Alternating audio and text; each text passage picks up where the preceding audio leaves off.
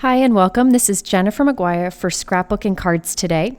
I wanted to share with you the 3 cards that I had in the recent issue of the magazine, and these are all photo cards that work for the holiday season.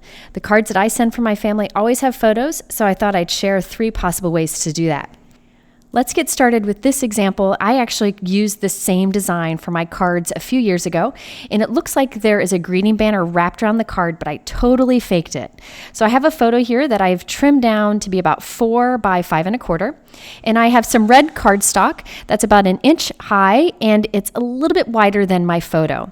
And I have a piece of white cardstock cut to 4 1/4 by 5 1/2. I have this Hero Art stamp set that's got some great holiday messages. I'm going to go ahead and stamp the message with Versamark ink, and then I'll heat emboss that. If you want to save time, you could just stamp this with maybe a black ink, but man, that gold embossing powder really makes a big difference. What you can do is stamp several, add the embossing powder to several, and then heat them all up at once, and that saves a ton of time. I have cut 2 more pieces of red cardstock that are shorter but also 1 inch thick. So I'm going to go ahead and hold those together, and on one side of them I'm going to cut a little slit down the center. Then I'm going to cut from one corner to the end of that slit, and then the other corner to the end of that slit. This creates the perfect V on both pieces at once.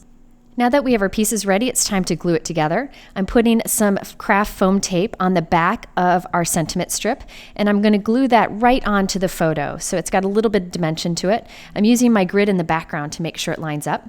Now I'm putting some adhesive onto our little end strips here, and I'm going to glue them to the back of the photo so they peek out, so the little V end peeks out, and it's offset down a little bit. So it looks like this is a greeting kind of banner that wraps around the photo, but it really doesn't. We're just gluing these pieces together, and it gives a really nice finished look. So those are glued to the back of the photo.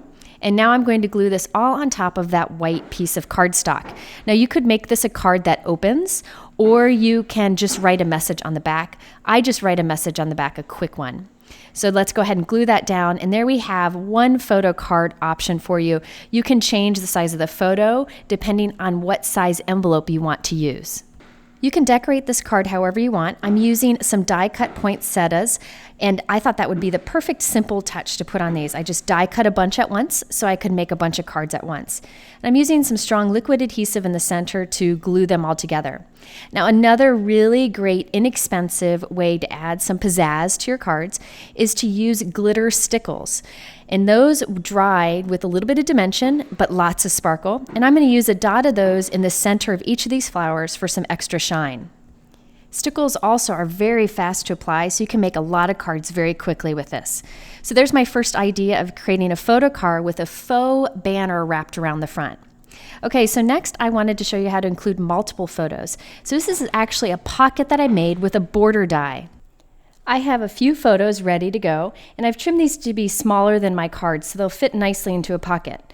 I also chose a decorative border die. You could use absolutely any die that you may have for this. To make it a little more interesting, I'm going to die cut my pocket out of some glitter paper. So I ran that through my die cut machine, and there's my little glitter pocket. I'm going to just lay it down onto the background so I can decide where I want it to be. I'll hold it there and then cut the excess off the edges. Once you've designed one card, you can easily measure out everything to create many cards at once if you want to. Now I need to create the pocket. You could either stitch around the edge, which does look great, but it does take a little bit more time, or you can just put adhesive around the 3 sides. So I'm going to do the 2 sides and the bottom only, and I'm going to glue that onto my card. Now you want to use something strong here so that your pocket doesn't come undone. There's another trick I wanted to show you with this card. I wanted a die cut sentiment on each of the cards, but needed a way to save some time. So what I'm doing is putting double-sided tape on the back of my cardstock. This is a product called Stick It, and it's very thin, so it die cuts nicely. So I'm just applying a layer of the Stick It onto the back of the blue cardstock before I die cut it. I'm using that blessed die that you see there, running it through my die cut machine, and after I've done that, I end up with a little intricate die cut with adhesive on the back already. This saves a lot of time, especially if you're making a bunch of cards at once. So the nice thing about this Stick It product is that it's temporary when you set it down lightly, and it's not permanent until you really press it down with a bone folder. That's really helpful in getting good placement. I'm going to go ahead and glue this onto a 4 1/4 by 5 1/2 inch note card so I can write a message on the inside. Now you could keep the card simple like this, or you can add some more interest to it by stamping on that blue background, adding additional sentiments, and so on. It's really up to you how much time you want to spend on the cards.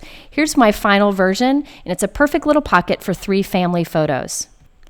Now the third and final holiday photo card idea is to do a vellum overlay over a photo, and I've done this in the past also.